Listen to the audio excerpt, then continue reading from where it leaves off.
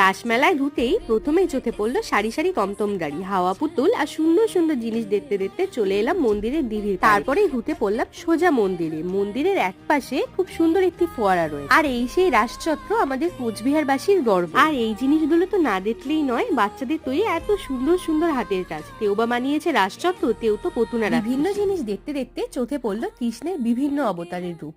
তারপরে দর্শন করলাম আমাদের প্রাণের ঠাকুর মদন মোহনকে। যতবারই ঠাকুরের সামনে আসি মনটা ভিতর থেকে যেন শান্ত হয়ে যায়। এবার পালা আসল মেলায় ঢোকার। মেলায় ঘুরতেই এত বড় বড় নাদুরদোলা দেখে আমার মাথা তো পুরোই খারাপ। নাদুরদোলা দেখতে দেখতেই খেয়ে নিলাম ঘিয়ে ভাজা সরপুরিয়া আর জয়নগরের মোয়া, দারুণ টেস্টি। আর ও থেলো মালপোয়া। সামনেই দেখি আগুন দিয়ে সব কি বানাচ্ছে, দেখতে তো দারুণ লাগছে। ঝালঝাল কিছু না খেলে কি মেলা জমে, তাই তো খেয়ে নিলাম চিকেন উইংস আর চিকেন রোল। তারপর দেখি পাটের তৈরি কি সুন্দর সুন্দর জিনিস, ব্যাগগুলো তো দারুণ ছিল। আমিও পছন্দ করে একটা নিয়েই নিলাম।